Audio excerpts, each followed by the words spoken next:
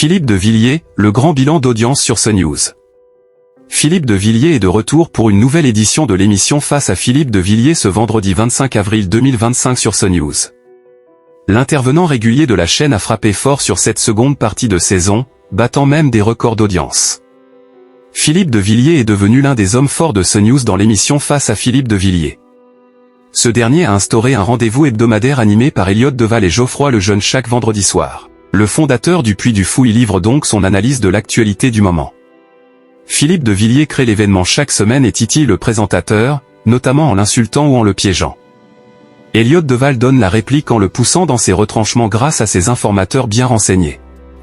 Seulement, du côté des audiences, le rendez-vous est-il devenu l'un des programmes phares de la chaîne du groupe Canal+, Face à Philippe de Villiers, de multiples records pour Philippe de Villiers. Alors que depuis le mois de septembre 2024, le rendez-vous se maintenait dans sa moyenne avec 5,2% de part de marché, Philippe de Villiers a atteint, dès janvier 2025, 909 000 téléspectateurs et 5,8% de part d'audience auprès de l'ensemble du public.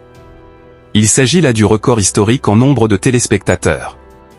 Mais Philippe de Villiers ne s'est pas arrêté là en matière de performance, après avoir inauguré un nouveau rendez-vous il y a quelques semaines avec Sonia Mabrouk. Après un petit creux à 4,5% de part d'audience en février, Philippe de Villiers a profité d'un nouvel élan et d'un contexte particulier pour franchir un cap côté audience.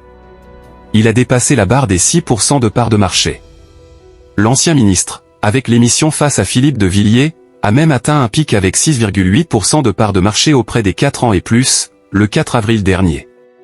Face à Philippe de Villiers, un bilan stable pour CNews. Côté audience, le rendez-vous a ainsi fédéré 804 000 personnes en moyenne depuis le 10 janvier dernier, soit 5,3% de part de marché auprès de l'ensemble du public.